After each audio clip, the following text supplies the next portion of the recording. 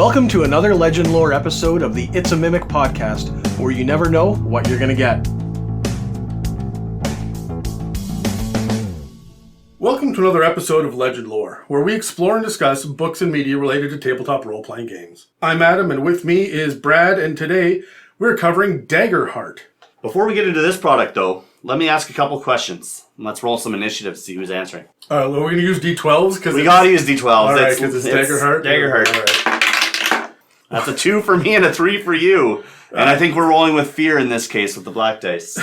I do not yet understand what this means, but I am excited to dig into this. Absolutely. All right, so I'll ask the questions. You get to answer first. Sure. So, right off the bat, what do you know about this book going into it? Absolutely nothing. I know that Critical Role did it, Yep. and that's it. I don't even know, if this was a Matt Mercer brainchild or if this was a collective thing. It was a collective thing. Yeah. I mean, he had a big part of it, but yeah, the credits on these things, they run deep. Cool.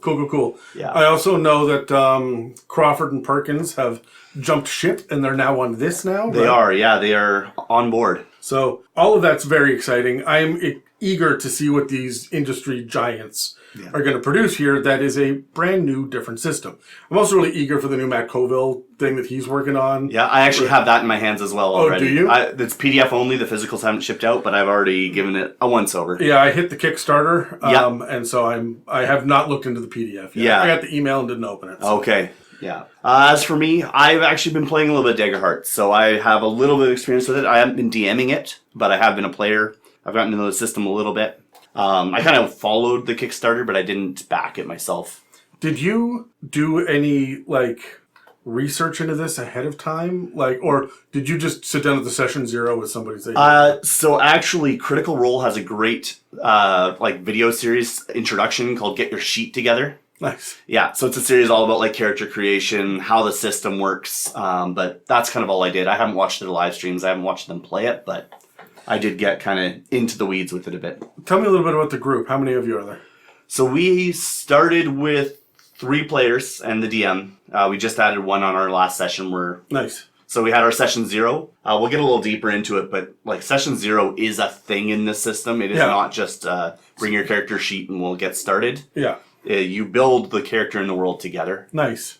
So that's how we do it for D&D, but I don't think that's true for all tables. Probably not for most tables, to be honest. But as Daggerheart, it's pretty essential. Even if you're running the pre-made modules, your characters are made, in concert with one another. Sure. So yeah, all that to say, I'm somewhat familiar with it. I've had some experience, but I'm no expert yet.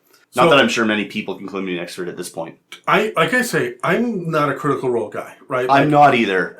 But I think that I've listened to a grand total of about 45 minutes of all of their stuff. Okay. I've watched the Amazon show. Yep. I really like it. It's great. I've gone back and actually watched, I think it was season 2 twice. Okay. Because I liked it so much and I needed a refresher. I'm like, sure, I'll watch the whole thing again. But I'm really blind to all of this. You're like, oh yeah, the modules. I'm like, oh, okay, there's modules. I didn't realize that. Yeah. Do you know how many modules there are? I believe there's 3. They're not massive. They're not full-blown campaigns. They're more like mini arcs to get you started. That's fair enough, yeah. More than one shot, right? But not a campaign. The thing that we're reviewing today is not just the core rulebook. Apparently I picked up the Deluxe set. You did, yes. I did not realize that was the thing. It was the only option for this. During the Kickstarter, I believe that was kind of the only way to do it. Yeah. Now that it's in stores, if it's in stock, you can order just the books. Yeah, I picked this up from a bookstore. Okay. Not even a gaming store, right? I just walked in. They had 5 copies of it, and I went, well, that's expensive, but here we are. I need to have it. So. Absolutely. Yeah. Good. Well, I guess next question is, what do you hope to see in this book? I hope to see... All right, so I always say I want 2 things out of every single tabletop role-playing game. Mm-hmm. I want intuitive mechanics. Yeah. They don't even need to be cohesive. I'm going to homebrew half the shit anyway. Right. But I want the basis of it, the structure of it, to be intuitive, right? Of course. And I want it to be flavorful as all hell. Mm-hmm. One of my problems with things like the system Imagine is the fact that the mechanics are not intuitive, but they go so deep that the lore is an afterthought. Mm-hmm. But then you have Cthulhu Tech, where the mechanics are, I don't want to say that they're intuitive, but they make a lot more sense once you start to dig into them. Sure. Some of them are crazy, but like it makes sense. There's at least a logic. There's a reason behind them, even if they're crazy. But the lore is the draw of it, right? Yes. And so that's why you put up with some of the bullshit mechanics, right? I'm always looking for a good balance. And so far, I've really only found 4 systems that have good balance, in my opinion. And I'm going to be completely honest, I've not dug into a whole lot. Yeah. But Call of Cthulhu, 5th edition, did a nice balance between mechanics and lore. Like, it was very easy to pick up. Pathfinder 2.0 is a lot easier than I remember. Much better Pathfinder. than 1, yeah. And the Alien RPG. Okay. That was so... I learned that whole thing in like a week. And it was really good to be able to play with that and have all the flavor.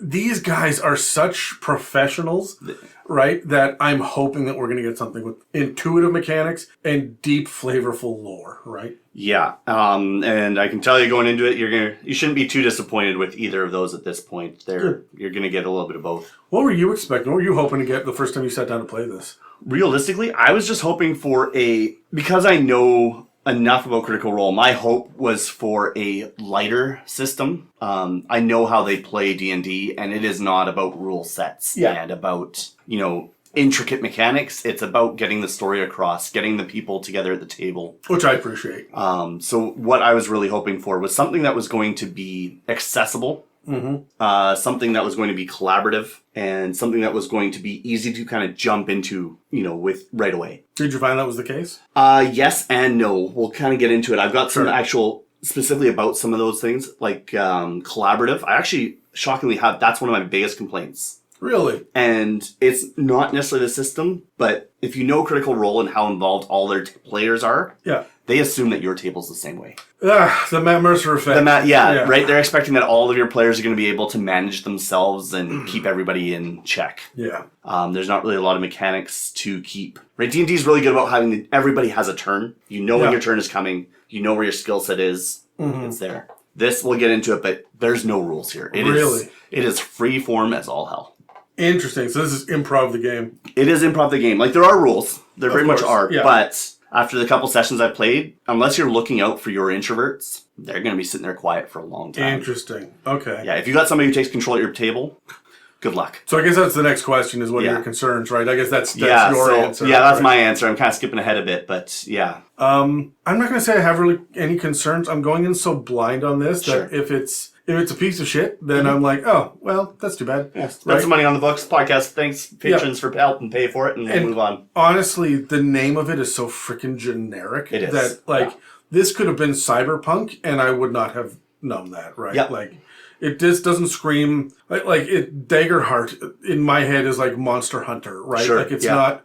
It could be anything. It could be contemporary. It could be medieval fantasy. It could be sci-fi, like, whatever. And in a way... You're actually right. It can be all of those things. Oh, yeah? Right? They have their own settings that they'll give you, but the free form of the system itself is almost agnostic. Really? Like, I'd say the verbiage is very clearly in a fantasy setting. Sure. But there's no way you couldn't take all of that and just reword it or... I appreciate that. Yeah. Yeah. Okay. So, yeah. All right. Well, let's jump into it. We're going to roll initiative here. Yeah. Let's do it.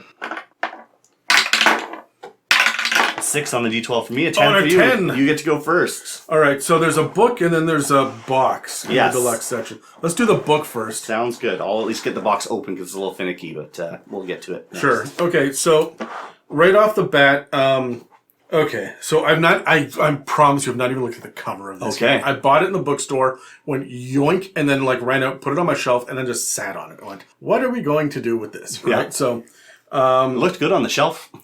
It was purely the title.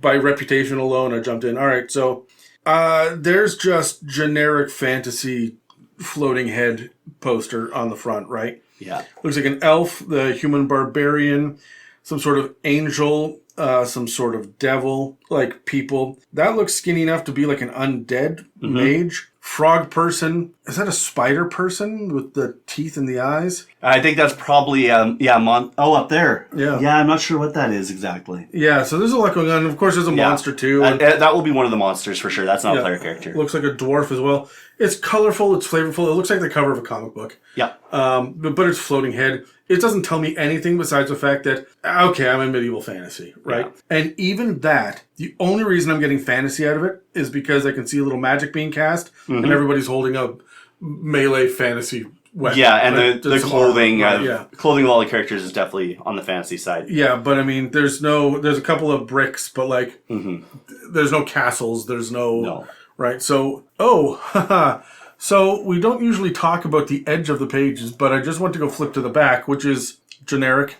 Yeah. But like, clearly it's color-coded. They've colored the edges of the pages, so you can just... Yeah, the legend right there, you can... Once you get familiar with the book, you can flip to whatever section of the book you want. That's really cool. Cracking it open. Oh, I also see it's got a ribbon in it. That makes me happy. I always like when I see that. I find it useful as a DM because a number of times I put like a pen or the nearest marker or whatever inside the book just to hold the place. One specific page, yeah. Yeah, and I'm always like, am I breaking the spine on this? Wow. Let me see. We've got Darrington Press team, Daggerheart team. Yeah, there's a lot of credit here. Yeah, Critical Role employees. This game was built by a diverse team of various races, ethnicities, genders, faiths, sexualities, and identities. That's amazing. They just put it right in there. Yeah, here you go. Yeah, so there's no title. Oh, there is. There it's just got stuck. But it is generic as all hell. It is literally just the title. I feel like they're putting their efforts in other plales. The art in this is comic book realism, I would call it, right? Yeah. Like it's not super comic booky like the 90s, but it's definitely a cartoon. You're not going to mistake this for a picture. It is clean though. It's very clean. Very professional. Yeah. You're not dealing with AI generated slop. You're not dealing with... Yeah, this was clearly done by artists who love this isn't a hand sketch that was quickly tossed in. Oh shit, we need something for this page. No, everything in here was thought out. All right, so we get an introduction, which is about 5 pages long. Chapter 1, Preparing for Adventure. World overview is only 2 pages. Like, is that all the lore you're going to get on it? Like, yes. Again, you know, I mentioned it's kind of almost agnostic, and it's up to you to create it. Okay. Even in the pre-made stuff, that's where they'll flush it out. Sure. And then they have 9 pages on character creation. An example character, I always like it whenever a core rulebook is an example. Yeah, it helps. That was one of the things I really liked about the new DMG is it utilized examples really well. Finally added that, yeah. Yeah. Domains, I'm not sure what that means in this context. I'm sure it's so domains are kind of your schools. It's very different. I don't really have a D&D analog for it. Maybe backgrounds would be closest, but even that's not really it. Okay. And then classes, we have 1, 2, 3, 4, 5, 6, 7, 8, 9. Yes. So 3 fewer than D&D and a bunch fewer than Pathfinder. Yeah. So, Bard, Druid, Guardian, which I assume is fighter-ish? Fighter-ish, tankish, yeah. Okay, Ranger, Rogue. Is Seraph your cleric? Your paladin. More paladin than cleric, I would say. All right, Warrior. Is Warrior the fighter? What's Guardian? Guardian is basically your defensive fighter. Okay, and Warrior's offensive? Warrior is your offensive fighter. Like your Barbarian? Your battlefield tactician, your Barbarian, yeah. And then Wizard. So what are we missing here? No Sorcerer. There's no... Yeah, there is a Sorcerer. There's no, sorry. Yeah, yes, that's right. There's no Warlock. Yeah. What else? We don't have Cleric. We don't have Barbarian. We don't have Monk. Barbarian is more analog with your fighter, whereas your defender is probably... Or, sorry. Your Warrior? Your Warrior... your Warrior in here. Your defender is more in line with your fighter. And no Monk. That's interesting. No Monk, yeah. And no Cleric. Okay. Then Ancestries, which I'm assuming are the race or species. Yes, race or species, yeah. And then Community, which will be like background analog, and additional player guidance for 5 pages.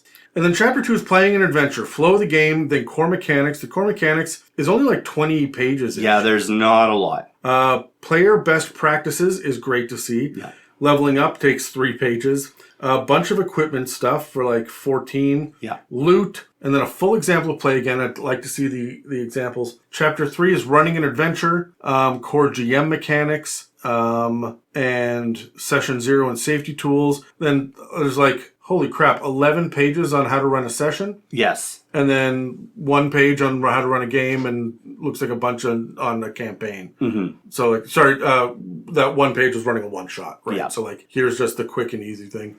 Chapter 4 is Adversaries and Environments. I like that it gets into environments. We have environment stat blocks too, which is neat. Yeah, and it definitely can come into play. And then, do we not have... Okay, so Chapter 5 is campaign frames. The Witherwild, 5 Banners Burning, Beast Feast. Okay. Yeah, so those are the sessions. So I'm doing the Witherwild one right now with my group. Okay. We're about 2 sessions in, plus the session 0. And then the final one is the appendix, which is domain card reference. I always hate that. Mm-hmm. If you're going to give me that, tuck it in the back as a tear out with, Is that what the deluxe section? Okay, perfect. And basically you're going to buy it. There's a whole stack of cards. cards. Oh, shit. That's amazing. And they are beautiful. We will get into it. It's got all of it. So basically your character creation is in this. Oh, character creation too. Yeah. But interesting. All of these cards, so all the stuff that's listed there, it has each piece has a card. So when you're making your character, you actually pull your card out and you put it down next to you. Nice. Okay. So basically a quick reference, right? Rather than have to write it all down. There's character sheets, additional sheets, campaign frame maps, and index. Is there no bestiary? No. I don't believe there is. They're tied into the it's not like an index. It's kind of built into the choosing adversaries section. There's 12 pages. I'm intentionally a little blind on that because my DM. I don't want to mess with it. So yeah. That's right. They're really the artwork in this is nice, but they are jam packing this full of stat blocks. Yeah. I'm just doing a quick flip through just to get my eyes on it. It's no more dense than the 5th edition. No, I don't think so. The Pathfinder rulebooks are. The newer 5.5 is a little bit more open. Yeah, well, it's a little more friendly. I think people with reading disabilities or vision problems will have an easier time with the new layouts. Yeah. But this is very much, I think... it feels like a textbook. It does feel like a textbook. Yeah. Which I personally like, but I can understand. Look, I come from 3.5. I'm not scared of a textbook, right? So I'm perfectly fine with that. I have read Cthulhu Tech. Right. I'm okay with it. I'm about to learn Imagine. Holy shit. Oh, good luck. Fuck. You get to hang out with John Lennon. No, not well. Little Lucy in the Sky with Diamonds at the very least. Anyway, why don't you take us through really quickly what we can expect in the layout of the book as we just flip through it? Sure. Yeah, so... Besides just the density here. Yeah, so we kind of went through what is in it, but as far as how it's laid out and how you'll go through it, you're going to get your main heading, your chapter heading. Sections are very clearly defined as to where you need to go. If you need to find it, the text is big, it's bold. As you're flipping through, you're going to find it. You mentioned earlier as well, right, on the binding, but also on the pages, you'll see kind of which section you're in. Yeah. There's a little bar. Yeah, So it's not just on the edge, right? Nice, yeah, so it's basically tabbed, right? Exactly. But you don't have to worry about them tearing out. So you're going to get a really nice breakdown of each chapter, right? So right from the beginning, preparing for adventure, it's going to give you the whole... Basically, right off the bat, you get your realms, right? What's making up your world, how to make your own. So they give you kind of this general layout, and then this is how we've done it. Do it your way if you'd like to tweak it. Right? Gives you kind of what you can expect from magic, what you can expect from the world. Now, do you need the cards to be able to play this, or can you just operate off a character sheet? You can operate pretty well off a character sheet. You can write it down. The cards are beneficial, and they also provide them on their website. There's a tool to make your own cards. Nice. But you can also get printable cards as well, which we noticed because some of us doubled up on races, right? Yeah, you would, right? Yeah, so we've only got 3 players, so we didn't have class issues, but especially with their version of multi-background for races, right? Oh, yeah. You could be a mixture, right? So you want to mix things up. Cool. So they only have 1 card of each type, so rather than sharing it, I just printed off an extra. Yeah. But yes, you could put it all on a character sheet. There's room for that. So it'll give you, again, the whole guide of how to get through a character. So the thing that I'm seeing, all right, there are 2 things for the layout that I'm noticing right away. The art is not the main feature, but there's lots of it littered throughout, and it's all very beautiful. It's just, it feels, how do I put this? A lot of it's zoomed out. Yep. Right? And that's not bad. You're getting more a wider look at the world or the details and stuff. Yes. Instead of just a close-up of a bust of someone. We're not getting... Yeah, not a lot of that. Right? A little bit more in the monsters, but even then, it's usually, some sort of world building. The other thing I'm noticing is that I haven't seen a sidebar yet. There may be some later, but sidebars are one of the things that piss me off when I'm learning a new system, because... They're easy to miss, or you get somewhere and you gotta go back or jump around. And unless you're sitting there with tabs or pad of paper, you're Yeah. going to be in trouble. So. Absolutely. No, it's very streamlined. Yeah. Even the way they lay out their columns, it's in order, right? Each column, especially for the character, it feels like the classes. It feels very straightforward. Yeah, it does. And there's for all of them, there's a similar format, right? Regardless of which class you're taking. They also have an example of the character sheet here. So specifically for the ranger, they don't do it for all of them. Yeah. Right? So this is just an example. Once you get through it, this is what a character sheet's going to look like. At the back, they'll actually have them. Okay. So there's a bit more of a bust, but even then, it still has a full background to the character. Yeah. There's a setting. Yes, so, and I'm appreciating that. Yeah. So, again, and the other thing with the art, too, is you get a really good idea of... I mean, you got Joe Manganiello right there. Tell me that's not Joe Manganiello. Right, yeah, that's absolutely him. Yeah. But you get a really good flavor of what each class is just by looking at the art. But, yeah, the format is clear. It's ordered. It definitely, I mean, we're into the ancestries now, or the races. Great little, sketches of what they were imagining as they were dreaming up the characters. So. Yeah, you're getting the idea of, character building in this, Absolutely, right? Yeah. So you have the robot, you have the dragon, you've got the dwarf. Yeah. I mean, they're all called different things, but these words will mean nothing to the person that is looking into this. Absolutely. But yeah, these pen sketches are, fantastic, right? It's a shift in the art style, but it gives you way more flavor on... There are tons of line drawings. Tons of line drawings. All right, elf, fairy. Fairy's a little bit weird. Your fairy is actually more insectoid in this. Yeah, I can see that. And that's okay, I like that. No, it's good. It's definitely a slant on it. Yeah. You got your fawns, or one of the Furbolg, which their Furbolg is also a little bit different. It's a little more fleshy. Goat-like, yes. Yeah, it's definitely... It is actually specifically called out as being bovine or goat-like. Yeah, cool. Because, I mean, you got the fawn. You have a little more goat in the fawn, and then your bovine in the that's Furbolg. fair. Yeah. And then... fungal mushroom people. You have your Galapa, your tortoises. Sure. So my character that I'm playing is actually a blend of these two. Interesting. Specifically.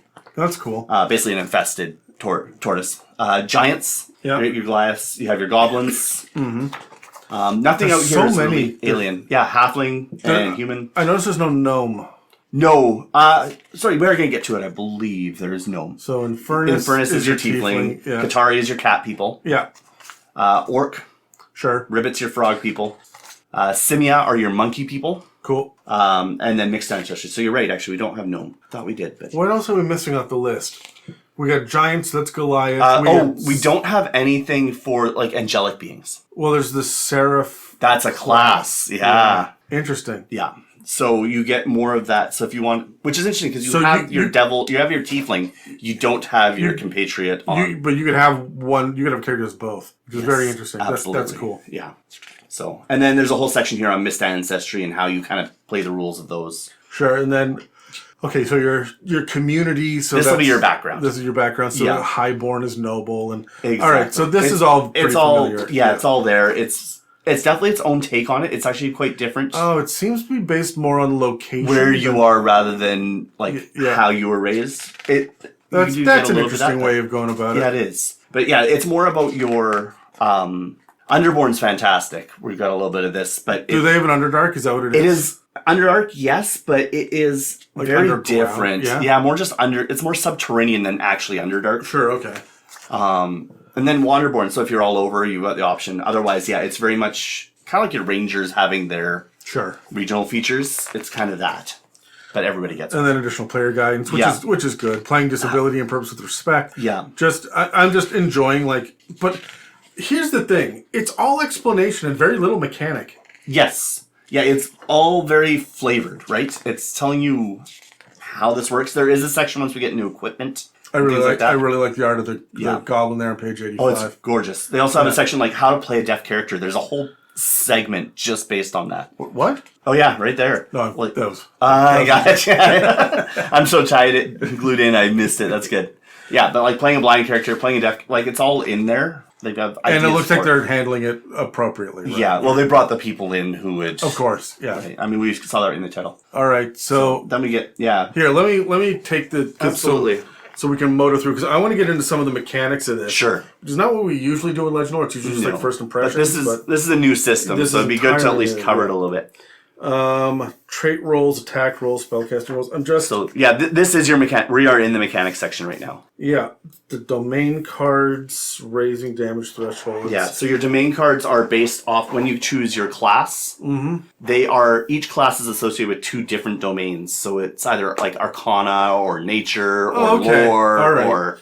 So, and there's crossover. Yeah. Right? Each class has 2, and they all share that with at least one other class. Nice. Okay. One of those. There's no 2 that directly overlap both, but they will all share each of them with others. I like that the weapons are by tier. Yes. As well as physical and magical as well. Yeah, they're very different. But there's lots of tiers, right? There are. Yeah. Does this only go up to level 10? I believe so. I haven't gone all the way, but I believe it's level 10. Because I don't see anything past level 10 for the... All right, and then... Okay, so like magic items, like loot tables. Absolutely. Actually, lots of loot tables, consumables. Yeah. Full example of play. This is good. It's not long. It's easily consumable. Mm-hmm. But like it's still 4 pages. Yeah. That feels good. Questions to consider for GMs. God, the art in this, it just keeps feeling better and better. Yeah, it's really a beautiful book. It's, you know what? I said before, it's like realistic cartoon, but it's almost like there's an anime vibe to a lot of it. There is a little bit, yeah. Right? And I don't know how to describe it besides just the poses of the characters and the angle of the perspective on it feels a little anime. Chapter 3 is running the adventure.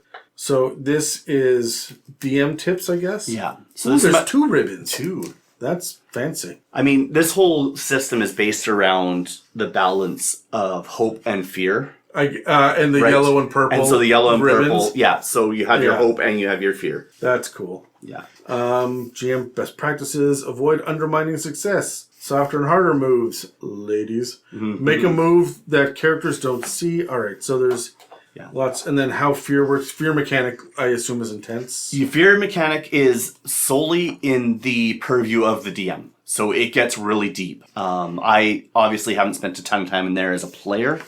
But I've seen my DM use it, and there are so many different ways, depending on the scenario, and how you can use that fear. So it looks like we've got 6 ability scores? Yes, correct. Agility, strength, and finesse. Okay, let's do this. So agility is basically your, it's kind of dexterity. Actually, it basically is dexterity. Strength is strength. Finesse is more like charisma. Well, what's presence then? See, that's where it gets a little bit different because they do kind of blend the lines on the skills because there's a little bit of presence and there's a little bit of finesse. So strength is strength, knowledge is intelligence, instinct is wisdom. Yes. That's for sure. Yeah. Agility looks like it's for movement. Yeah, it's basically dexterity. Leap, and maneuver, whereas finesse is about controlling, hiding, and tinkering. Yes. So it's more like interacting. It's not you moving through the environment. It's you how you manipulate the environment. Yes. And then presence is charm, perform, and deceive. Yeah.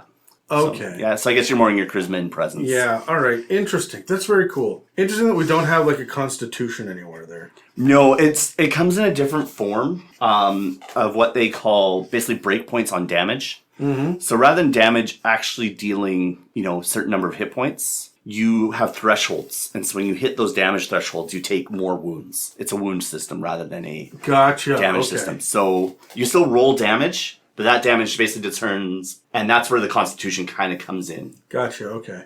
So, Act 1, planning a story arc. Act 1, collision. Act 2, complications. Act 3, climax. And then long form play tells you how to balance multiple plots, having a larger plot. Okay, and then we get into adversaries and environments. This is all very, very cool. Choosing your adversary, spending battle points. Okay.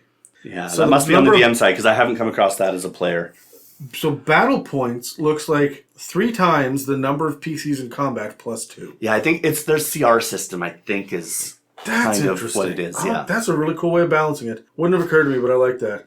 You can spend 3 points for a leader adversary or 4 points for a bruiser adversary. Okay. Cool. So it's kind of archetypal. It is. That is so 4th edition D&D to me. Okay. So see, I never touched 4th, so. Yeah, there wasn't points, but it was like everybody had a role to play. All the monsters was like a skirmisher, a brute was one of them. Like, right. And so you knew kind of what you were getting. Yeah, when you looked at the stat block, you had shorthand. What is the role this is going to play within a combat, right? And we're getting that here, right? Bruiser, horde. Yeah. Minions, leaders. Yeah. Lots of good stuff here.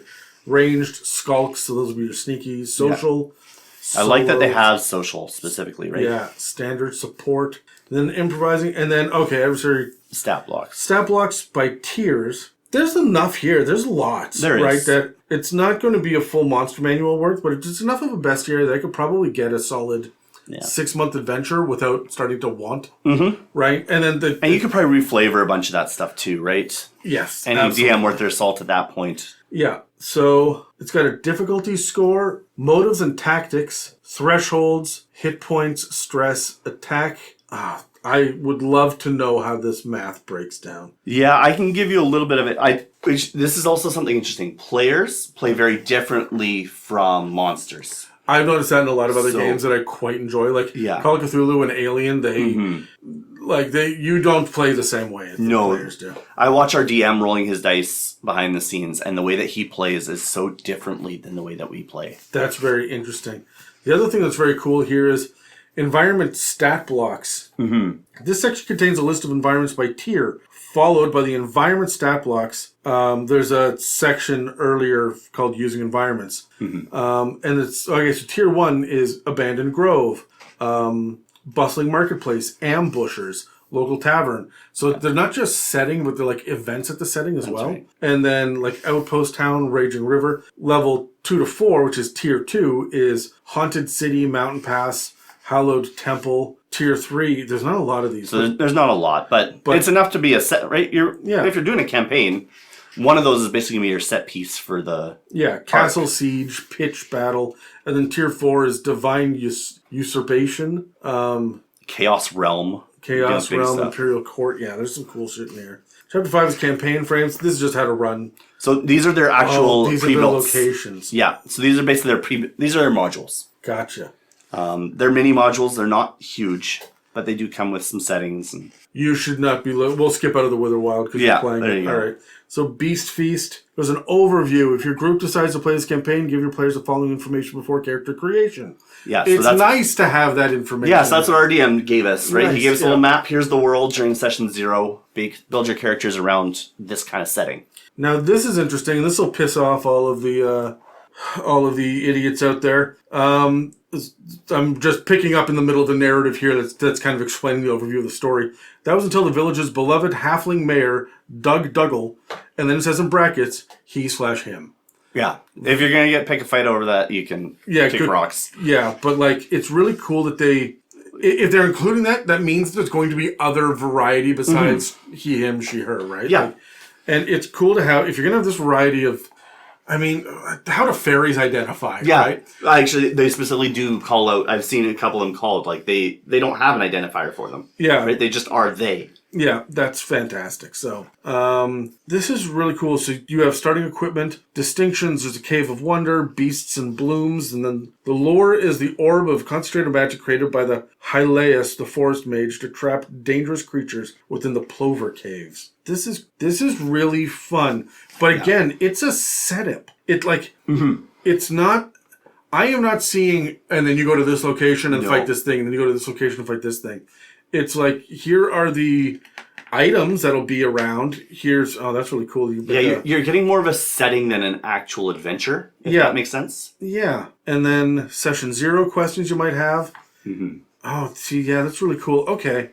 All right. Do they say what tier it's for? Complexity. They have a complexity rating. Yeah, that's what it is. And then, tone and feel. The Age of Umbra. Ancient, daunting, epic, grim, ominous, terrifying, and tragic. But Beast Feast was complexity rating 2. Absurd, comedic, creepy, fun, lighthearted, and silly. Yeah. This is wild that they have done this. They just tore down everything that they've known from playing with and said, all right, how are we going to do when this? You have improvisers and storytellers, this is how you make a book. They're really thinking outside the box in really positive ways. They're basically trusting the DMs to do that work, and they're setting up. Okay, here's how you can build the world. Yeah. Here's where you get. Here's your sandbox. Play in it. Yeah, that's really neat. And then we've got Colossus of. Okay, so Colossus of the Dryland is one of the. One of the settings, basically. The adventures here. But man, they're getting so deep into these colossi that you clearly need to fight. Yeah. Fight or deal with. Sure. Yeah. and then how to like build them on cards and stuff. This is phenomenal. This is really cool. Yeah, and the website actually has like a bunch of free tools as well for like building this stuff. And Cool. a lot more is coming. It's not fully fleshed out on the website side, but they've got here's what's coming. Here's what you can expect. They've got their roadmap. So the domain card references. Yes. This is just going to list the different domains. All of the different domain cards, because each domain then has specific cards that you can pick from. Oh, okay. It's kind of like picking spells. Okay. So it's a mixture of spells, abilities. There's something else in there too. I'm trying to remember. They did this again in 4th edition. It was all called powers, right? Okay. So your spells, or like if you had a whirlwind attack for a barbarian or whatever, it was you'd have cards. Yep. And it would be this like how do I put this? They were just called powers, and you knew if you could use it like once a day. Yes. It's right there on the card. A counter. Yeah. Or once a when turn. It resets, how it's used. Absolutely. Yeah. So you have your Arcana domain. Yeah. You have your Blade domain. So is that the one where you can be a daywalker and hunt vampires? Not quite. You got your Bone domain. Yeah, you do, baby. Codex. Sure. Right, so you notice Arcana is different from Codex, because are you more of a sorcerer casting purely Arcana, or are you the Codex? Have you been studying? Gotcha. Okay. Right, and that. Your Paladin equivalent and your Wizard equivalent are both going to have the Codex domain. Because they're studying and learning. Correct, but then your Grace domain is going to be... Mm-hmm. So you can kind of see where it's going. Midnight domain, right? Obviously your Rogue's going to have this, but you're going to have other options. Your Sage... Right, that's going to be your nature. So your ranger and your druid are going to share this domain. So it's named after the spice and not the exactly. Yes, but you can see within there, right? There's abilities under Sage, but there are also spells, and you get to pick one. But it's interesting because, like, you can see these ones are level 1, and there's 3 of them. Yes. Right, and then level 2, there's as they 2 go of up. them. So you get to pick these as you level up. You can pick from. You'll have 2 domains. You get to pick from one of them. Which one do you want to expand into? So it's almost like a skill tree. Yeah. Interesting. Yeah, that's cool. It's quite fascinating. It's a very different system in that sense. You have your Splendor domain, your Valor domain. I'm not opposed to that at all. No, it's a really interesting system. It works very differently, but it's a very cool kind of feel to it. Then and then we got the character sheet. Yeah. And I think we should spend at least a couple minutes on this to kind of give you an idea. Sure. This will give you your mechanics. And as I'm familiar with it, I'll run you through this. Sure. Okay, so again, at the top, your basics, right? Your name, your pronouns, your heritage, your subclass. Yeah. And your level. Rather than having an AC, you have an evasion, which is functionally, for all intents and purposes, an AC. Yeah. So when someone's attacking you, they have to roll at or above that number, right? Meet it, beat it. Sure. And that's if it hits you.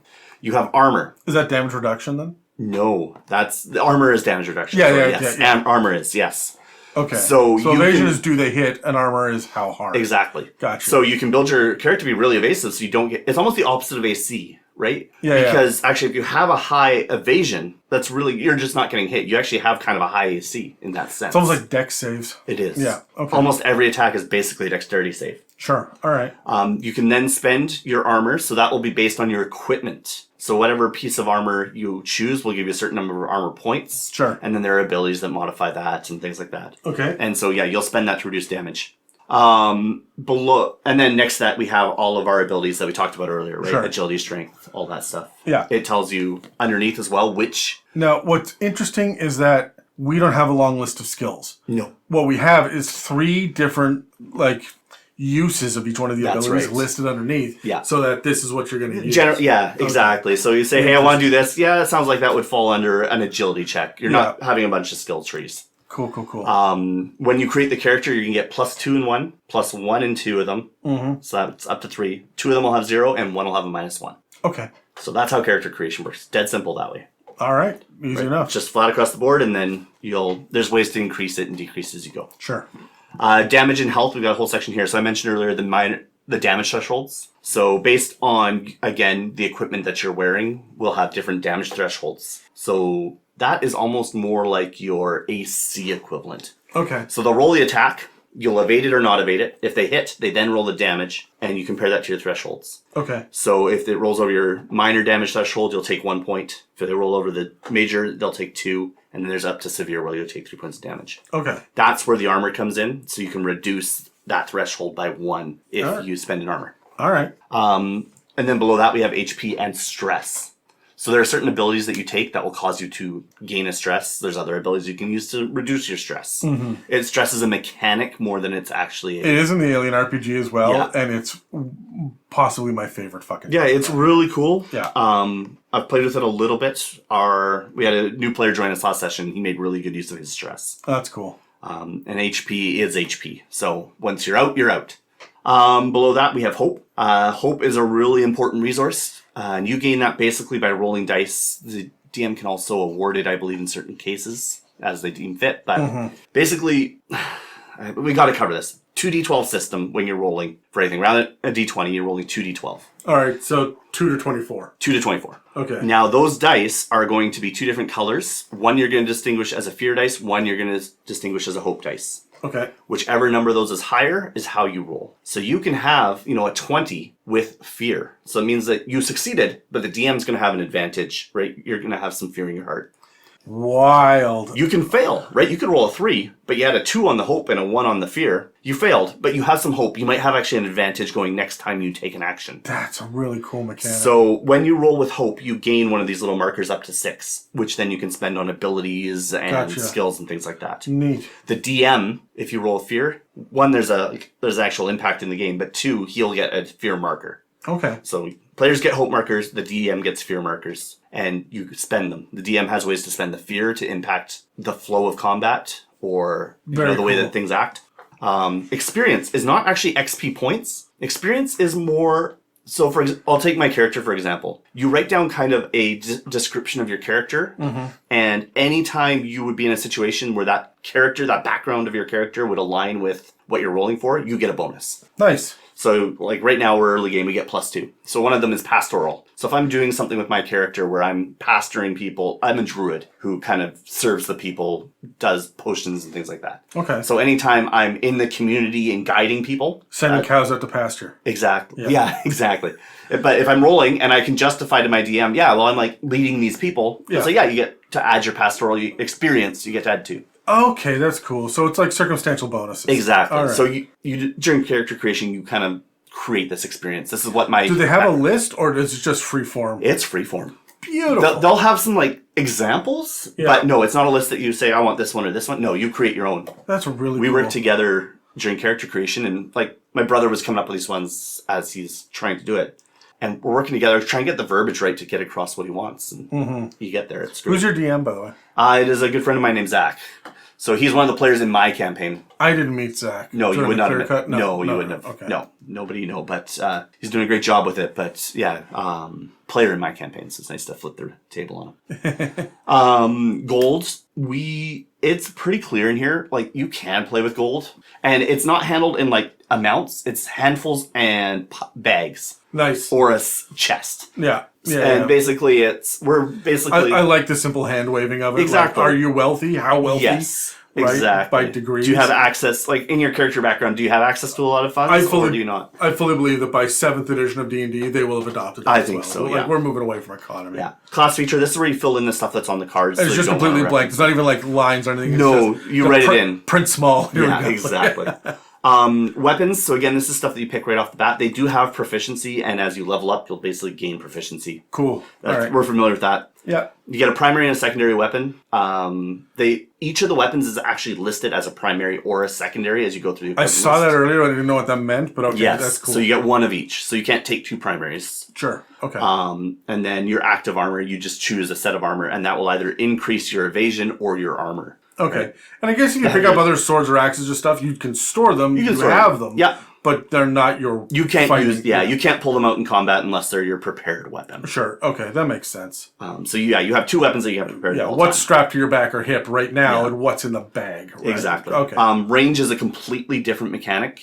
There's not squares, there's not anything. You basically take a ruler or some sort of determined object. Here is your melee, here's your near, here's your very near, here's your far, and here's your long range. I'm playing Perils and Princesses with all the ladies from It's a Mimic right now, as well as a couple of others. Yeah. And they've got I forget what they call it. There's only 3 zones really. There's engaged in directly beside you. essentially like what else is in the room, and then the last one's called Over Yonder. Oh, that's which is great. like you can throw a stone over yonder, and then beyond that is just no. Yes. Right? And so like I'm getting more and more comfortable with Alien RPG as well. Was like, are you engaged? Is it in the room? Is it just outside the room, or is it super fucking far away? Right? Like sure. And so I find it makes combat less tactical on a game board. Sure. But far more fluid and engaging. Right? Yeah. So we're not arguing over like, oh, can I move? Do I have to move this square, this square? Yeah. No one's zoned out because they're counting feet. Yeah. Right? Even your movement is like just within a range. How far are you moving? Yeah. And then you mentioned earlier, we actually have a space here for inventory weapons. So these are your store weapons. Cool. You can't pull them out, but you can swap them out between combat. Don't tell me I can't pull it out, Brad. I would prefer if you didn't. There's a character sheet sidecar. Realistically, this is just kind of explanations of what's on the other page. Okay. So you can just the back of the page. Back of the page, basically. Right. Yeah, and then stuff for multi-classing, and then there's a whole set of rules here for player creation. We could go through it. It's pretty involved. We're running out of time. But we got to keep moving. But it's and then again, here's our player guide. Right? It's 2/3 of a page. It gives you how do you play, how do you roll your how do you roll your action. Right? Yeah. You want to take an action? How do you roll it? How do you roll your damage? How do you take a reaction? And how do you use your armor? So how's the action economy on this work then? Like, so this is where it gets really screwy. Sure. There's no initiative. All right. Whoever's the loudest wins? They call it spotlight. Okay. So the players will have the spotlight or the DM will have the spotlight. And when the players have the spotlight, they can discuss amongst themselves and decide who's going to take the action. And if they roll with hope, the next player gets to take the action. If they roll fear, the DM gets the spotlight. And then DM goes until he rolls with hope? DM does not have hope and fear. Okay. They operate on a wholly different set. They basically get to take a set of actions and then it goes back to the players. Okay. So I don't fully understand the DM side because again I haven't played as the DM. Of course. It sounds very different. But it is very different in that sense. Also, not only when you roll fear does the DM get a fear or get to take the initiative, he also gets a token. Okay. So if you're rolling out of combat, let's say, and you've rolled a few things with fear, he has a bunch of tokens, comes to combat. Yeah, no, we're rolling good. The players have had 2 or 3 turns in a row. We're rolling with hope. He goes, actually, screw you. Here's one of my fear tokens. I'm spending it. It's my turn now. Interesting. Cool. So there's all sorts of ways for the DM to kind of swing the initiative back and forth. But it really requires the players to ensure that they give each other the spotlight and give everybody turns. Nice. Like there were times where I had other players that were doing 3 or 4 turns but there's just nothing I really wanted to do, and they had more useful things they could do. Sure. So I just kind of sat there and watched. Yeah, fair enough. And again, calling it the spotlight makes perfect sense. Absolutely. Yeah, and like if you're not rolling, this is my biggest beef. If you're not rolling well as players, if you're rolling with fear a lot, you're just not doing a lot. Right? Yeah. Your DM and the DM can do a fair bit to make sure that you keep your initiative as much as you can, but at some point if the dice are screwing you, it's a really kind of awkward system that way. Okay, then these are special. Yeah, we're in the appendices now. Appendices. Okay. Oh, they have world maps. Really, they got some really great world maps. That's really fun. Here's an example of the world that we're playing in with the Witherwild. That's cool. So we've got a printout of this on our table, and we've marked the hell out of it as to where we're going and how we're venturing. Nice, and they're just black and white, but they're detailed. They are very detailed. So, but almost like topography detailed more than like. Yeah. Yeah, these are regional maps, right? They're not political maps by any means. No. Interesting. Yeah. So, all right, cool. And that kind of gets us to the end, and then you got a nice big index at the back. Which is always helpful, always useful. And we haven't cracked the cards. I don't want to unseal them all. They're all in the book. You just get a card for whatever's in the book. I'm just gonna open this up really quickly, this box, and I'm gonna grab, I don't know, this one. Sure. That's okay, it says Spells, Rune Ward. Do they all have the same backs? So you'll notice, they will all have the same backs, I believe. Again, I haven't looked at them too closely, but they should all be the same. But you'll see there's a little emblem in the top corner and a number, right? Yeah. So the number is the level, so what level your character gets it. And the lower part is which, basically, of these schools is it from. Okay. All right. This one doesn't have a level. No, because some of them will be characters or race backgrounds. Or okay, cool. Yeah. Very interesting. Very cool. I really like this. Mm-hmm. I would love to play in a game. You know what? It's a really cool system. It's actually fairly easy to kind of grasp. It seems like it would be easy to grasp. Yeah. But okay, so let's And I'm glad I got the deluxe set, but like very clearly, if you can print the stuff off the internet, you don't need it. Right? But the art on these cards, the quality of them, like when you take them out of that wrapper, when you feel them, they are a premium product. They remind me of like they're deck of card size, right? Yes, they are. But they remind me of the tarot card quality. Of from the actual deck of many things. Because I got the deluxe version of that too, right? Yeah. That came with all the cards and stuff.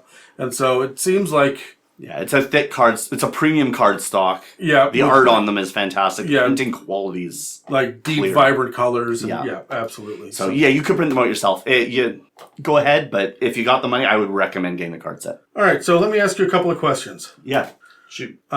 First of all, let's roll initiative. Let's do it. I keep wanting to reach for the... I know, right? Out of habit. 10, you're going first again. I got 9, but I couldn't top you. I'm gonna ask myself a question first then. And the very first question is, what are the overall impressions of the content? I wanted intuitive rules, and I wanted deep, flavorful lore. Mm-hmm. I got very intuitive rules. Very, very intuitive rules, it looks like. And it looks like it's easy enough to pick up. Yeah. And a lot of the... See, in a core rulebook, when you only get the one book, you tend to get it mixed up into like 7 or 8 different sections of this is the lore, these are the mechanics, this is for players, this is for monsters, this is for NPC, like, and they'll be like, oh, and this is vehicles, like depending on what your gimmick is, right? Sure. So, like for Call of Cthulhu, it's about insanity, and there's a bunch of rules on that, right? But like you get into Cthulhu Tech, and it's about mechs, right? Yeah. And like so you get the kind of special. What is this about? Mm-hmm. This only really had 4 sections to it. It had lore, character, DM guidance, and DM rules, right? Yes. And like even the bestiary really didn't feel super fleshed out. It felt like this is what you need to run these adventures that we have here. Mm-hmm. This is a starting point. And the lore in this feels light. It feels like they have made distinct decisions. Mm-hmm. And the decisions are good, but... You make the universe. That is... Yeah, right? Like, all right, so we have, what do you call them, the Ribbits, the frog people? How do they feel about the giants? Yeah, none of that's there. That is up for you to define. Right, and so that's what I mean, like... Oh, we have a wizard class, right? What are the universities? Yeah. Right? Like, where do they go to study? How rare is that arcane knowledge? Yeah. Is there a magicocracy to like... anyway, so like, there's a lot of world building that needs to be done, and yet it gives you a ton of guidance on how to do that. Yes. Right? And so I'm not bitching about it, but it feels like a DM can grab this and say, hey, like I've done my own game, like I'm doing a homebrew game. Mm-hmm. I could have easily just used the Daggerheart rule set instead of D&D. Absolutely. Right? I myself wouldn't because there's not enough details for me to like it. Mm-hmm. I would be making every NPC and every magic item and like, so this feels like it's DM intensive and player easy. Yes and no. It's incredibly collaborative. Yeah. So yeah, the DM needs to put some groundwork up front. But I think you're better comparing it to an improv class, right? Where you're yes-anding. Okay. Right? So the DM will have their overview, they'll have their major plot points, and then you're just making a bunch of stuff up on the spot. I don't hate that, right? But it takes a certain kind of like, okay. Yes. Oh, very much so. Like, I'll tell you right now, Dave, Casey, Megan, they would fucking hate having to riff. Yes. Right? Dan, me, Terry, we would fucking eat this up, right? So like, and that's not slighting them. No, it's just not. Purely a play style. It's how you play, absolutely. It's just, like, some actors thrive on scripts, other actors thrive on improv, right? Like, you can't expect... Robin Williams did a great job every time he got a script, but he thrived at improv, right? And so... Yeah, I've got a great example, because one of the players in our group specifically does not thrive under the improvisation. Sure. Right? Like, she got asked, like, what was your grandmother's name? And just, like, that froze her in the spot. Of course. Right? Yeah. Like, as we're creating these characters, we're creating, like, backgrounds, how we would know each other. Mm-hmm. And that was just too much to ask, right? For certain people. But I've seen her thrive under other, like, D&D systems, right? Sure. Where everything, it's defined, it's clear. Oh, yeah, I can do this. And then I can work within... I need boundaries to set my play field rather than just being given the whole world and saying, go play. This is the thing that Joss Whedon said. And, like, I know that Joss Whedon is kind of not popular these days because he's a little problematic. But, like... the man, when it came to actual world building, we can talk about the stuff, art. Yeah, if we can remove the artist from the art for a second. One of the things he said was that it is so much easier and more rewarding and more creative to create in a world with boundaries than it is to just have free form, like you can do whatever you want. Well, what does that mean? Where do I begin and where am I going? Yes. Right? So having someone say, hey, you have this much time to do these things and accomplish this, and these are how, like, this is how your characters have to react, and this shit is off limits, and this is you have to become creative to work your way through it and around it. Daggerheart feels like it might be so open-ended that some people will just have analysis paralysis. Yes, very much. And it's super intimidating for some, right? Yeah. So, interesting. What are your overall impressions of the content now that I've rambled? I mean, I'm going to go with the big one. The art just is striking to me. I love the art. That's the next question as well as the art. Yeah. So, and like it's so fucking good. It's so good. And the content of the book, I actually really like the way it's laid out. It's really easy to find what you want. Everything is so easy. That's one thing that I want to say. Like, sections are well defined. We said it's like a textbook, but at no point was I confused or overwhelmed flipping through this. Like, you're right. The columns, there are no weird sidebars. There's no. And if you're looking for something specific, you know which section to go to. It might take you a few pages to flip through to find the right page. Yeah, but you're in the ballpark within seconds. Yeah, and this book is clearly divided too. There's no like ambiguity between like where you might find something in the book. If you know what you're looking for, you know where to look. Yeah, there's not really a lot of crossover. And it's not like, I'm trying to remember which book it was that had what game it was. It had the character sheet in like at the end of character creation, but not at the end of the book where you would expect to find it, right? And then it wasn't listed in the table of contents, and I'm like, brutal. How do you have to go to the index to find out? To go find out where the character sheet is? Oh, that's terrible. Yeah. So like I have seen bad layouts before, or at least bad is a little strong, like counterintuitive anyway. Yeah. But there were some issues with this product being delayed on its delivery. Look, and it was received in like Australia before it was received in the rest of the world. It was spoiled. But you can tell that the reason it was delayed was because they were taking their damn time.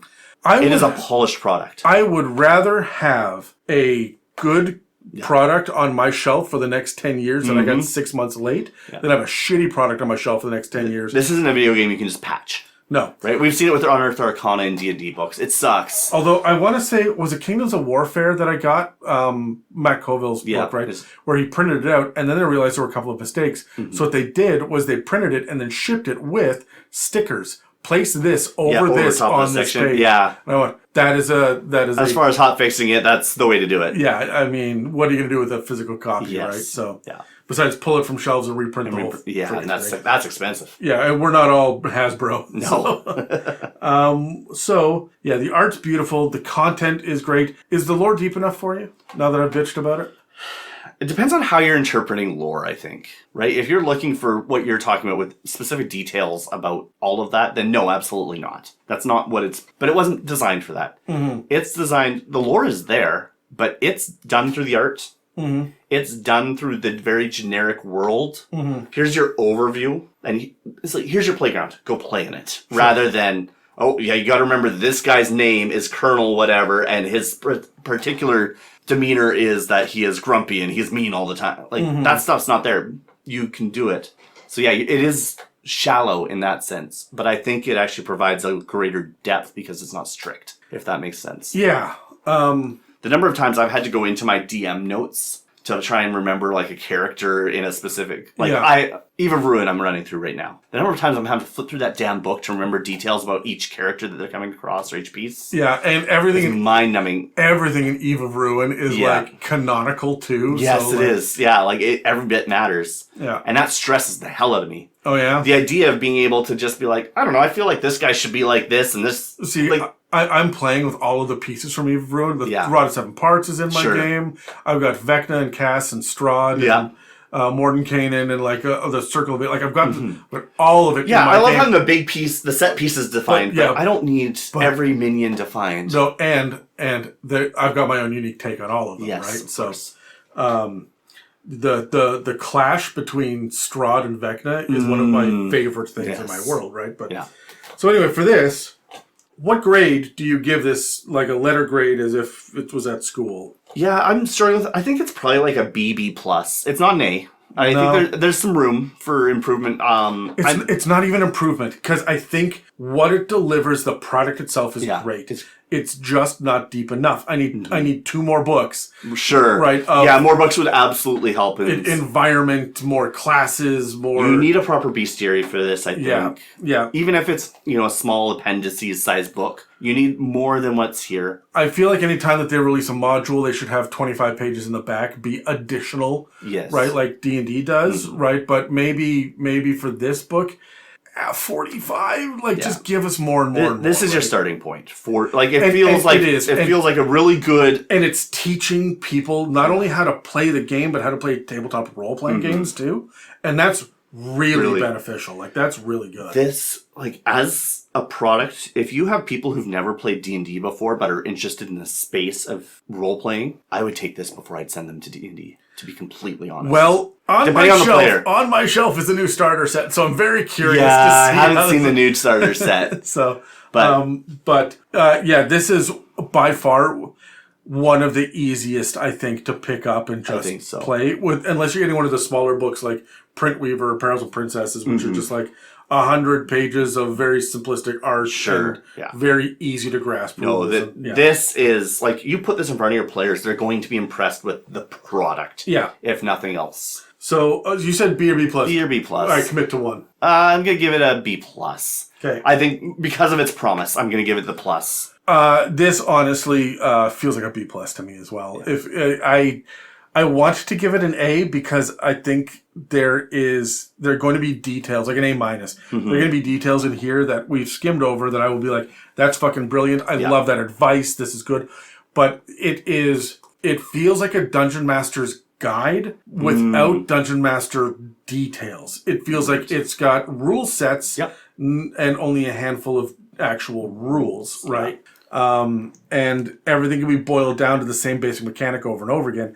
I'm curious to see how you feel in 2 years after playing this, where you're rolling the same dice over and over and over and over, and essentially doing the same kind of roll. Yeah. Is the characterization, is the role playing, is the improv at the table, is that enough to bring you through it? Yeah. Right? So only 3 sessions in, it's really interesting because I'm already seeing some of the pains. But I haven't had enough experience to say, we can deal with that. Sure. Right? Yeah. We're still just finding out what the pinch points are. And frankly, they could have the answers within the book. They could, and we just haven't read, as a player, I haven't read this. No. Right? I've looked at the character creation, and that's kind of it. And then you just operate off the character sheet. Because this isn't a player's handbook. No. Right? This is just a core rulebook. This is a core rulebook. Yeah. So I don't want to read too much because I don't want to spoil the DM's party. Mm-hmm. But at the same time, I feel like I don't actually know the breadth of this system yet. Interesting.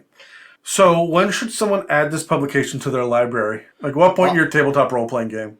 I think career? Yeah. When you're ready for a new system, I think this one is one to look at. Absolutely. Right? When you've played a couple sessions of whatever system you're currently on, and you're like, hey, I want to try something new, this was one you should be looking at least doing a little bit of digging and seeing if it's for you and your table. Do you think that it is different enough in theme and tone? Look, when it comes to tabletop role-playing games, there are all sorts out there. There's tons and tons and tons, and some of them are so super unique. But they boil down to, for the most part, people will come yelling at me about this, but the mass majority of them, the indie products out there, land in medieval fantasy, science fiction, like hard sci-fi, or steampunk. Or horror. Actually, there's a lot of horror as well. Yeah, a lot of horror. Right. Steampunk. I'm sorry, not even steampunk. Just punk. Whether it's cyberpunk, steampunk, Frostpunk, whatever. Whatever. Yeah. So it's just what's your flavor. This is medieval fantasy, which I think very much is the most popular. Yeah. Is it too close to D&D and Pathfinder, which are the two giants of the industry? Is this too close? No, mechanically I think is where it really sets itself apart. After playing a couple sessions, it feels very different than D&D feels to play. Because the setting, sure, you could put this setting into D&D or Pathfinder. They're all fantasy. It's the systems that is really... Because I'm playing Perils and Princesses, like I said, and at some point we'll do an episode on it. I think it's ingenious how simplistic it is. Yeah. But it's medieval fantasy, but my God, I would never play Dungeons and Dragons like this. The flavor is so different, right? Okay, yeah, this is going to feel very much more like probably more like Dungeons and Dragons than it will like Pathfinder. Yeah. Pathfinder is usually kind of that grittier. You can get D&D. Yeah. D&D has this problem too, where it's so spread across so much of the fantasy, right? It is not stayed in its lane as far as like a style of fantasy. Yeah. Whereas this does feel more like we saw it with the different modules. Like they did have their definitions onto what kind of gameplay you can expect from each one, but it is generic fantasy. I'm going to say this. So you said when someone should add this to the publication, or this publication to the library, is when they want to branch out and try something different. My counter to that is that I don't think this is different enough. If you want to branch out and try something different, that might be the time to pick up, I don't know, the Star Trek RPG. If you're looking for a whole different genre, yeah, right, absolutely. Like there's a bunch of horror stuff. There's a lot of like cyberpunk shit. There's a lot of like mechs and superheroes. Yes, superhero exists out there. Yeah, there's Vampire the Masquerade is another one. Like L5R. Like there are so many different systems out there, and each one of them, whether you want to be rolling a bunch of D10s or you want to be rolling percentile dice or whatever it is, they all feel different. This feels thematically still in the same realm as. Yeah, maybe I should say if you want to try a different rule set. Right? But, if you're kind of tired of the D20 and the if you don't want something that's as granular as D&D, I mean, D&D is already called light compared to Pathfinder. Yeah. But I would say as far as like being granular, this is even lighter than it really is D&D. So if you just want something to get the rules more out of the way and you want the story to be told, this is when you pick this up. It's so funny. I don't know. I don't know when I would ever recommend someone pick this up. And that's not to say they shouldn't or it's a bad product. Yeah. It's that I don't know where it lands in the landscape of a person's tabletop role-playing game career. Because your intro is probably in D&D. If you've never played anything else, maybe something like this, right? To teach you how to play. But you have to be a Critical Role fan to even really acknowledge or understand like the purpose behind this, right? In a way, anyone's going to pick it up, but it's going to be Critical Role. Yes, that's going to be that's going to be your main bring in. And so like, I think that people that have stepped away from medieval fantasy to go play other things, if you're out there playing Vampire the Masquerade or something else, you want to get back to medieval fantasy, but you don't want to go into D&D. You're not convinced with the new system, right? Because it's still in its infancy, and you don't know what's backwards compatible yet. If you don't want to get into the depth of Pathfinder and all the customizability, Daggerheart might be, okay, I've got a story to tell. Let's tell the story with these mechanics, and it'll get us there, and that'll be fine and fun. You know what? I'll say one more thing. If you're the type of person who enjoys and thinks that you would like to try doing a podcast style, like Let's Play, this is the system for you, right? If you want to tell a story, it's going to be easy enough for the listeners to understand. Absolutely. Right? So, do you think that it was a good idea or bad idea for Critical Role to do Dungeons and Dragons for Campaign 4 instead of Daggerheart? I think it's a good idea that they did it. Why? Well, one, they've done kind of a little Daggerheart mini thing. Yeah. But ultimately, most of their fan base is still in D&D. They understand it, and their players are still more comfortable in D&D. And frankly, a lot of this sounds like it is up to the DM in the moment. And this whole... See, here's my critique. You're like, oh, you have fear tokens. And then after a while, you just be like, no, fuck you guys, I'm playing a fear token. Yeah. That is borderline adversarial dungeon mastering, right? Like, that can get out of control. This system requires so much collaboration and trust. Yes. Actually, I said specifically to my party, this is not the game you play in a game store. Oh, God, right? No. I wouldn't play this with strangers. No, absolutely not. You need to trust everyone at that table that you're playing with. You don't even bring in a new player unless you can trust them and somebody's vetted for them. And Yeah, absolutely. I would play this with the people on the podcast, my D&D group, right? A handful of others that I haven't played with, but I know them well enough. Like, sure, I would sit down and play this. But again, there are some players or there are some people on the podcast that I would just say, no, you will hate this. Dude, don't play this. I think Megan would really enjoy the role-playing aspect of this. But the lack of, the confusion of what are the rules and where are the boundaries. Yeah. I just broke out Twilight Imperium. Oh, yeah. Oh. with Steve and Dave last weekend. And They want crunchy. oh, none of us had ever played it before. God. Steve got it for free from a guy he used to work with. Okay. And it collected dust in his closet. And we were talking about board games one day. And he's like, yeah, I've got this game, Twilight Imperium. I nearly shat on the spot. Called Dave immediately because we've been like waiting to have it expendable $250 to buy this thing. Yeah. Right? So we sat down to play it. And we started to go through the different mechanics. And it is dense. No, that game needs a dungeon master. It needs somebody who knows the rules inside and out. Yeah. And can... And it took us, we got together and watched a YouTube video. It was like 45 minutes long. And then we sat down and set up the game and played a couple of rounds of it on a Friday night. And then came back at noon on the Saturday. And played until 10 o'clock. Right? And we played 2 rounds of it for 10 hours. And that was only with 3 people. And we're sitting there going, this game feels better with more people, for sure. It's a little clunky with 3. And so we went on, and clearly you've played it. Yes. Yeah. It is one of those set up in the garage games, leave it for months, where you all come back like one Saturday a week or something and play it for a bit. Yeah, play a single round per session and then come back. And it is intense. There's a lot going on. There's a lot of strategy to it and whatnot. And we're like, okay, now that the 3 of us understand it well enough, we can guide other people in and bring more players on board. That being said, there's a lot of bullshit in that game. There's a lot of clunky nonsense. We're playing 3rd edition. 4th edition fixes a lot of the 3rd edition problems. We're not going to spend $250 on 4th edition. But so we're sitting here looking at it, and I'm telling you now, Steve sat there like with his head in his hands at multiple times going, okay, so if this is this, then this is that, right? And like building the equation in his brain to figure out the logic. And Dave is sitting there going, no, it says opponent here, and it says other player here. That has to be different things. Yeah. Like, we don't think it is Dave. And then we're jumping to the internet and looking at Reddit, how do other people interpret this, right? And like, he's a full glossy for some terminology. He nearly rage quit the game in both games, not because he was doing poorly, but because he was interpreting the rules in such a different way that it felt like he was playing a different game. Yeah, and then we would say, no, it's not that way. And he's like, well, my last 2 turns were building based this, on that. Right, and that's crippling in the game, right? So absolutely. So Daggerheart would frustrate the shit out of him because there are a lot of interpretations and, like we say, rule sets and not rules. Well, why did you decide to do this time and not last time? Yeah. Well, because of the collaboration, because of the vibe. Yeah. Dave's not about the vibe. No. He wants the textbook. Yeah, I need to know. So, I need to make my plans. Yeah. And so, like, it's interesting. Different people are going to love this. Different people are going to hate it. If you're listening to this episode and you're more than curious, you're a proponent or a detractor from it. Yeah. Like, everyone's going to disagree with our middle of the road. Like, it's a B plus, right? So yeah, it is going to be great for certain people, and it's going to be just a worthless product for others.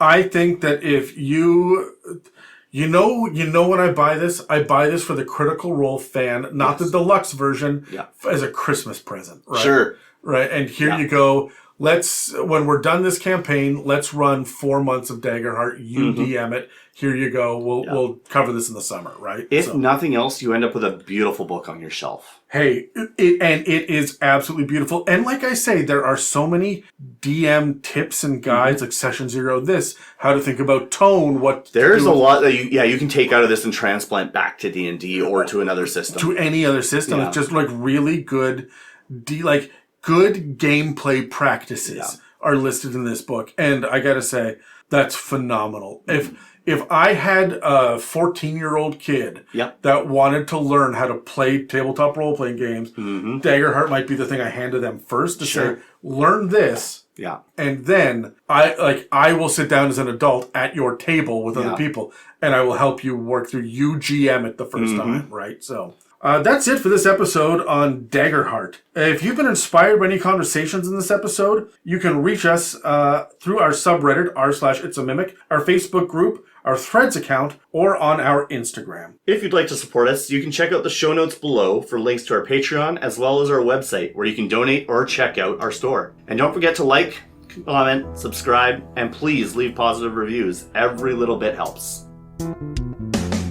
That's all for this Legend Lore episode of the It's a Mimic podcast. This episode and others can be found on Spotify, Apple Podcasts, YouTube, and most other podcast apps. Please take a second to engage with a like, follow, subscribe, comment, or review to help push our engagement. Thanks for listening to It's a Mimic, where you never know what you're going to get.